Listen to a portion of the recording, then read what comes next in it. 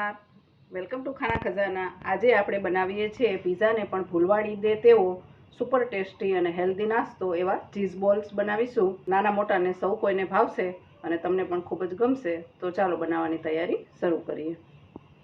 Cheese balls બનાવવા માટે આપણે 4 બાફેલા બટેટા લઈ લીધા છે, એક ઝીણું સમારેલું ગાજર લઈ લીધું છે, એક અડધું કેપ્સિકમ સમારીને લઈ લીધું છે, મીડિયમ સાઇઝની ઝીણી સમારેલી ડુંગળી લઈ લીધી છે, એક લીલું મરચું ઝીણું સમારીને લઈ લીધું છે અને એક ક્યુબ ચીઝ લઈ લીધું છે। તો ચીઝ અત્યારે ઓપ્શનલ છે, પણ જો નાખવું હોય તો એકદમ સરસ તેનો સારો ટેસ્ટ આવે, એટલે અંદરથી જ એકદમ ચીઝ બોલ ભરીને ચીઝ સરસ મજાના બોલ્સ બને એટલા માટે આપણે ચીઝ ઉમેરીએ છીએ। તો ચાલો બનાવવાની તૈયારી શરૂ કરીએ।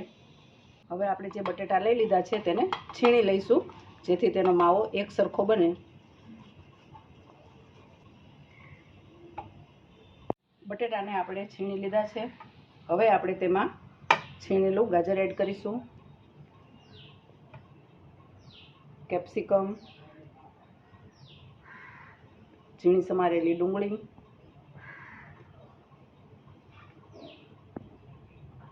એક લીલું મરચું અને ચીઝ બધું આપણે સારી રીતે મિક્સ કરી લઈશું।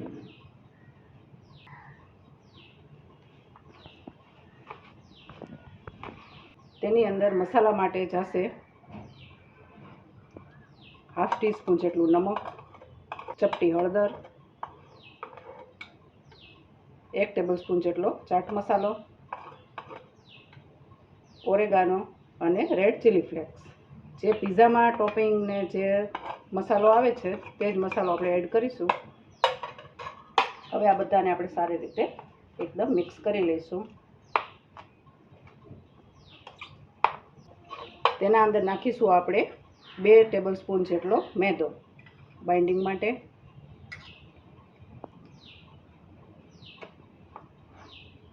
હવે આ બધાને આપણે સારી રીતે મિક્સ કરી લેવાનું છે।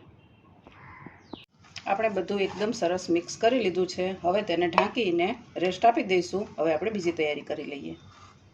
હવે અહીંયા આપણે 4 બ્રેડ લઈ લીધી છે અને તેના આપણે ટુકડા કરીને મિક્સીના જારમાં થોડા ચલાવી લઈશું અને બ્રેડ ક્રમ્સ તૈયાર કરીશું।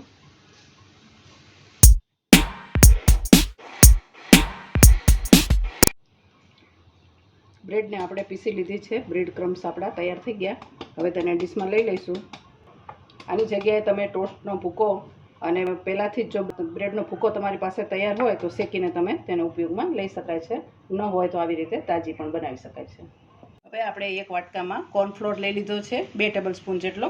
હવે તેને પાતળી સ્લરી તૈયાર કરવાની છે આપણે। તેના માટે થોડું સ્વાદ અનુસાર નમક એડ કરીશું અને થોડો આપણે કાળા મરીનો પાવડર એડ કરીશું અને પાણી નાખી અને પાતળી સ્લરી તૈયાર કરશું।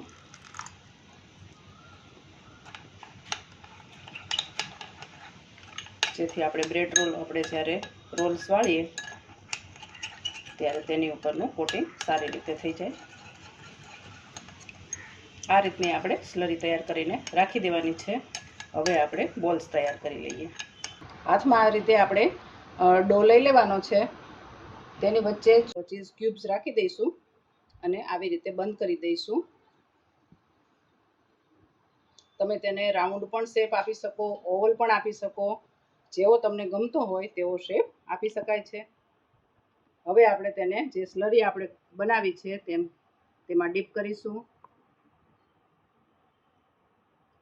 પછી જે બ્રેડ ક્રમ્સ છે તેની અંદર આપણે એની સાથે જ તેને રગદોળાવા દઈશું, જેથી બધી જ બાજુ સરસ મજાનું બ્રેડ ક્રમ્સ આવી જાય અને સરસ ક્રિસ્પી એવા આપણા ચીઝ બોલ્સ બની જાય। હવે આપણે બીજા પણ બનાવી લઈશું આ જ રીતે। આને આપણે રાઉન્ડ શેપ આપીશું। એકદમ સરસ રીતે હાથમાં આપણે એકદમ ગોળ કરી લઈશું। સ્લરીમાં એક વખત ડુબોળી દઈશું અને પછી આ રીતે બ્રેડ ક્રમ્સ લગાવી દઈશું। એકદમ સરસ મજાના આપણા ચીઝ બોલ્સ તૈયાર થઈ જાય।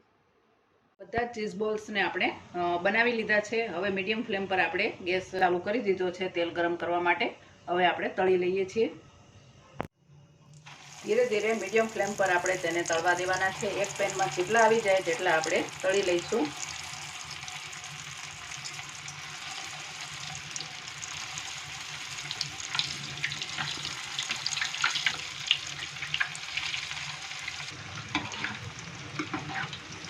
એક સાઈડ થોડા તળાઈ જાય, થોડા ક્રિસ્પી થઈ જાય પછી આપણે તેને બીજી સાઈડ ફેરવશું.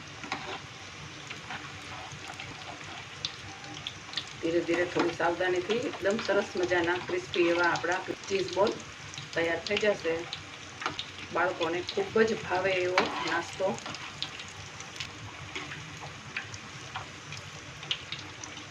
ચીઝ બોલ્સ આપણા સરસ ગોલ્ડન બ્રાઉન થઈ ગયા છે.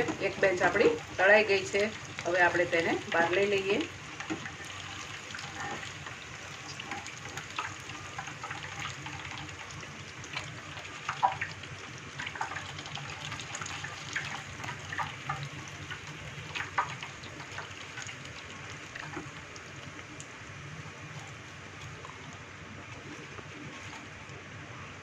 ચીઝ બોલ્સની આપણી બીજી બેચ પણ તળાઈ ગઈ છે.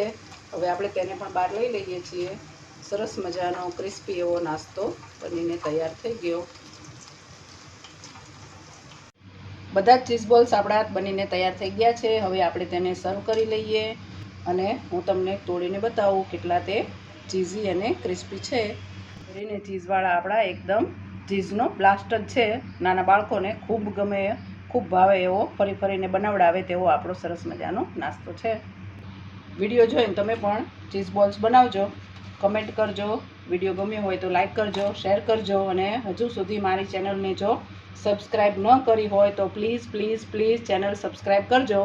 થેન્ક્સ ફોર વોચિંગ અને મળીશું નેક્સ્ટ વિડીયોમાં. અને આપણે તેને થોડા રેડ ચીલી ફ્લેક્સથી ગાર્નિશ કરીએ છીએ. અને હવે પછી તમે મારો નેક્સ્ટ વિડીયો કયો જોવા માંગો છો તે મને પ્લીઝ કમેન્ટ કરજો. Okay, thank you, by.